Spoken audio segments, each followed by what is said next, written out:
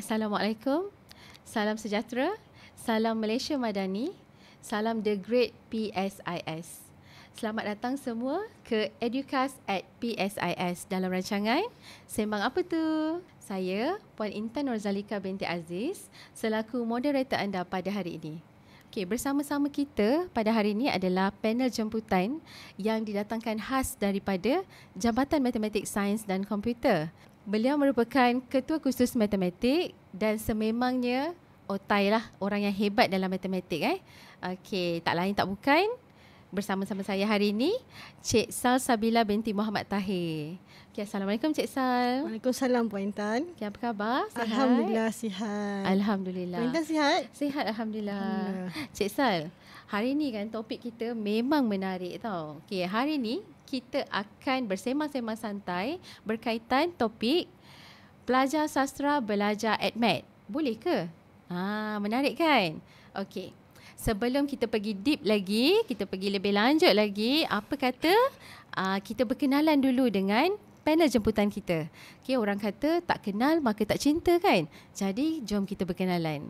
Okey Cik Sal, boleh Cik Sal share sikit berkaitan background Cik Sal, latar belakang pendidikan dan juga sedikit berkaitan dengan kerjaya Cik Sal. Silakan. Okey, boleh insya-Allah. Okey, seperti mana yang telah dimaklumkan oleh Puan Intan tadi, nama saya Sal Sabila binti Muhammad Tahir. Saya berasal daripada Kampung Gajah Perak. So saya orang Perak lah. Okey, saya mendapat pendidikan awal di sekolah rendah iaitu di Sekolah Kebangsaan Datuk Sagor Kampung Gajah. Dan kemudian saya memulakan pendidikan menengah di Sekolah Raja Perempuan Tak Yah Ipoh. Dan kemudian saya mengambil keputusan untuk berhijrah ke sekolah biasa, sekolah aliran biasa di kampung saya sendiri iaitu di Sekolah Menengah Kebangsaan Datuk Seri Maharajalela Kampung Gajah Perak. Okay, kemudian saya melanjutkan pengajian di peringkat matrikulasi di Kolej Matrik Melaka. Melaka Ya, Melaka. Daripada Perak tadi pergi Melaka pula. Ya, betul tu. First time lah kiranya saya keluar daripada Perak. Okey. Kemudian saya melanjutkan pengajian di peringkat sarjana muda dalam civil engineering di USM Transkerian. Dan kemudian saya berpeluang untuk melanjutkan pengajian di peringkat master dalam bidang pendidikan teknik dan vocational di UTHM. Oh, hebat. Okay, saya memulakan kerjaya saya sebagai pensyarah di Politeknik Sultan Idris Shah pada tahun 2009. 2009, lama tu. Lama tu kan. Dan saya ditempatkan di Jabatan Matematik Sains dan Komputer. Kalau setengah orang bila background dia adalah civil engineering, mestilah mereka nak mengajar di bidang mereka. Tetapi saya sangat gembira bila ditempatkan di JMSK sebab minat saya adalah matematik. Jadi memang tak kisahlah tak masuk jabatan awam pun tak apa. Ya, betul. Okey, sebab dah dapat apa yang kita minat, kita buat apa yang kita suka kan. Seronoklah Cik Sal. Okey, so Cik Sal apa kisahnya ni? Apa kita nak sembang ni hari ni Pelajar sastra belajar AdMed. Boleh ke? Boleh ke? Apa pandangan Cik Sal? Okey, pelajar sastra belajar AdMed, pada pendapat saya semua orang boleh belajar AdMed, sama ada pelajar itu daripada aliran sastra, aliran sains sendiri ataupun aliran agama sekalipun. Mereka semua boleh belajar AdMed tetapi di politeknik. Kenapa saya katakan di politeknik? Politeknik kita sendiri di Politeknik Sultan Idris Shah, kita ada menawarkan program-program pengajian di peringkat diploma dalam bidang kejuruteraan dan selain daripada itu kita ada tawarkan program teknologi maklumat, seni bina, dan di mana kalau kita lihat syarat kemasukan pelajar-pelajar ini adalah yang pertama sekali pelajar mestilah lulus mata pelajaran bahasa Melayu, bahasa Inggeris dan juga sejarah. Betul. Dan pelajar perlulah mendapat kredit dalam matematik. Tiada pun syarat berkaitan dengan matematik tambahan ataupun subjek-subjek seperti fizik, kimia dan sebagainya. Jadi pelajar-pelajar ini semua pelajar berpeluang untuk melanjutkan pengajian di politeknik dalam bidang kejuruteraan. Jadi pada pendapat saya dengan bilangan pelajar kita yang dah ramai grade ni, so mereka boleh belajar AdMed tetapi di politeknik. Okey, betul tu Cik Sal. Saya sokong, saya setuju. Seperti yang tertera di paparan sekarang ini adalah kaji selidik yang dilaksanakan kepada pelajar-pelajar kejuruteraan dan juga pelajar-pelajar IT di Politeknik Sultan Idris Shah untuk mengenal pasti aliran yang diambil oleh pelajar-pelajar ini sewaktu mereka di sekolah menengah. So dapat kita lihat hampir separuh pelajar adalah dari aliran sastra ya. Okey, macam mana pandangan Cik Sal? Agak-agaknya pelajar-pelajar sastra ni boleh ke dia terima topik-topik matematik tambahan ni dalam pengajian kan di level politeknik, sedangkan sebelum ni tak belajar pun, tak ada background tu pun. Okey, faham. Sebenarnya elemen admit dalam matematik di peringkat diploma tidaklah banyak mana pun ya, cuma pelajar perlu ada basic matematik. Antara topik-topik yang mereka akan belajar seperti calculus, kita ada differentiation, integration ya, trigonometry, asas algebra yang lebih tinggi, yang lebih aras tinggilah. Jadi mereka perlu ada asas matematik saja. Namun begitu pelajar ini akan menghadapi sedikit cabaran lah, sebab mereka sendiri adalah daripada aliran sastra. Sudah pastilah mereka tidak ada yang kurang berminat dengan matematik. Betul. Bila ada pelajar yang kurang minat matematik, mereka akan rasa takut sedikit terhadap matematik. Jika perasaan takut itu tidak dibendung, lama-kelamaan ianya akan menjadikan satu masalah yang dinamakan sebagai mathematical anxiety. Okey. Saya tertariklah dengan perkataan mathematical anxiety tu. Mathematical anxiety tu adalah ketakutan terhadap nombor, betul? Ya, betul Puan Intan. Okey. Bila pelajar ini ada masalah dengan nombor, rasa takut dengan nombor, mereka rasa kurang keyakinan dalam mempelajari matematik di peringkat diploma nanti. So pada pandangan saya kita perlulah membantu pelajar ini untuk mengatasi masalah ketakutan terhadap matematik. Yang pertama sekali, kita perlukan kerjasama daripada semua pihak, terutamanya ibu bapa sendirilah. Sekurang-kurangnya kita boleh menurunkan rasa takut itu dalam diri pelajar lah.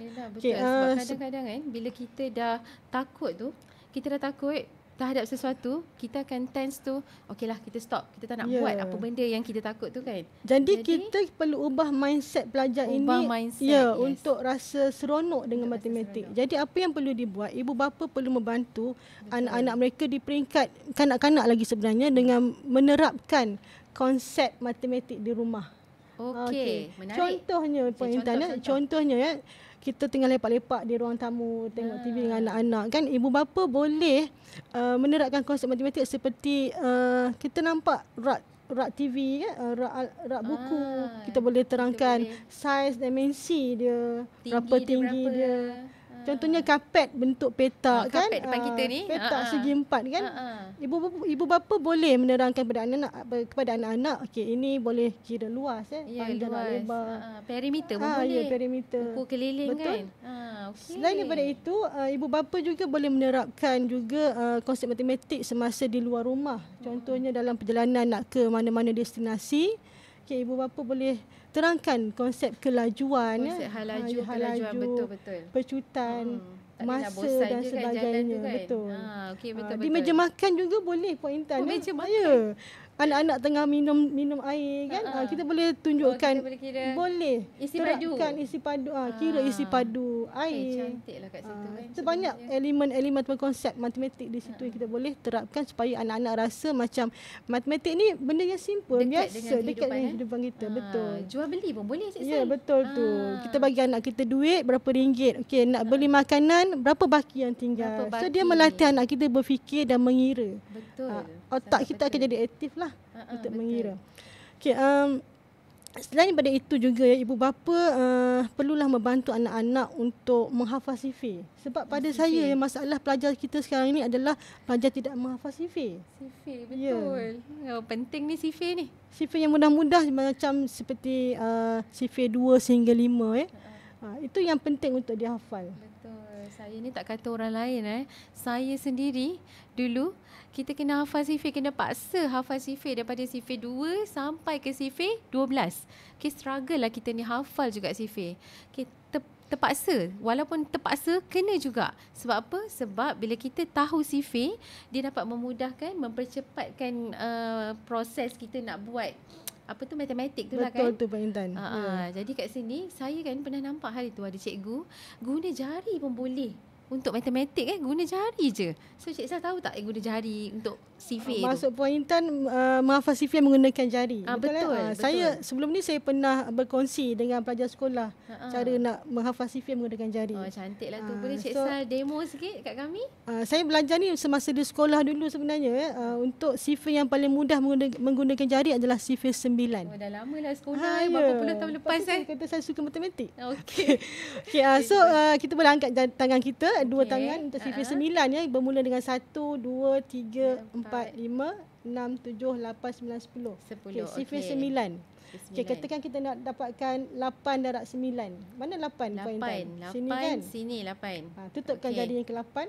So sebelah kirinya ada berapa jari yang berdiri? Ada 7. 7. Sebelah kanannya ada 2. So 72. 72.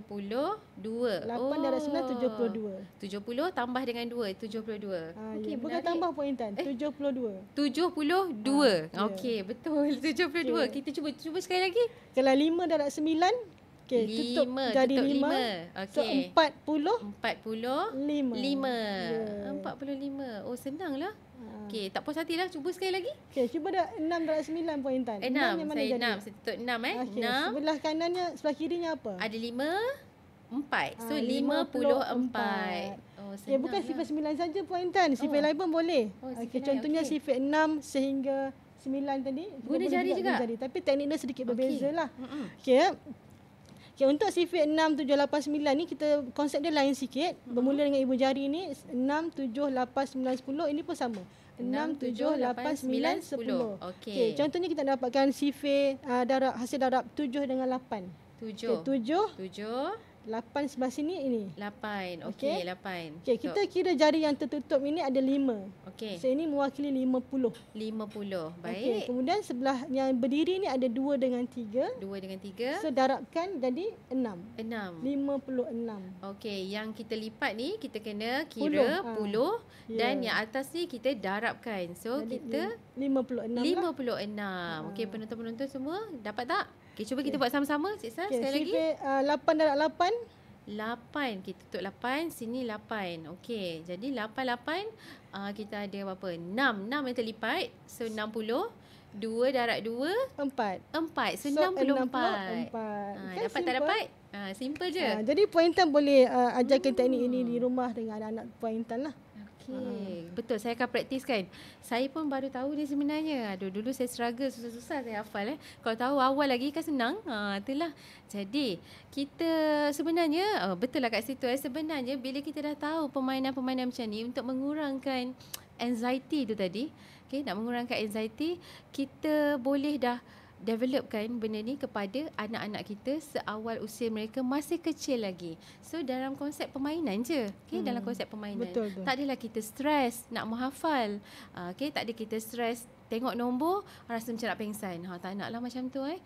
Berbalik kepada topik kita tadi Cik Sal. Pelajar sastra belajar admat. So maksudnya bolehlah pelajar sastra ni belajar admat kan? Boleh Puan Intan. InsyaAllah. Janji mereka kena rajin. Rajin dan mahu. Sebab semua perkara kalau nak berjaya kita kena rajin. Dan juga mahu berjayalah. Di mana ada kemahuan di situ ada jalan. Ya, betul. Di mana ada kemahuan di situ ada jalan. You can only do maths when you do maths. Kamu hanya boleh melakukan matematik bila kamu buat matematik tu. Kalau tak buat, memang tak dapat lah. Kalau baca je matematik ni tak boleh. Kena buat matematik baru boleh dapat matematik tu sendiri. Betul tak Cik Sal? Betul tu Puan Intan. Dalam kelas saya sendiri pun Puan Intan, saya sering kali mengingatkan pada pelajar saya bahawa kamu perlu mencari masalah sebelum kamu bermasalah. Perlu mencari masalah? Ya. Tapi bukan masalah dengan manusia, masalah dengan matematik. Bila pelajar mencari masalah, bermaksud mereka cuba menyelesaikan masalah dengan baiklah. Mereka ada pengalaman untuk solve problem matematik tersebut dan pengalaman itu boleh dibawa semasa final. Sebab di final nanti kita tak tahu bentuk situasi soalan bagaimana. Sebab itulah saya sangat ingat cari masalah. Ingatkan mereka bahawa carilah masalah supaya anda tidak bermasalah nanti. Carilah masalah sebelum anda sebelum anda bermasalah nanti. Sebelum anda bermasalah nanti. Kena cari masalah ingat kena cari masalah. Okey. So bila pelajar sastra ni kena belajar admat di peringkat politeknik ni lah kan. Mesti banyak cabaran kan Cik Sal.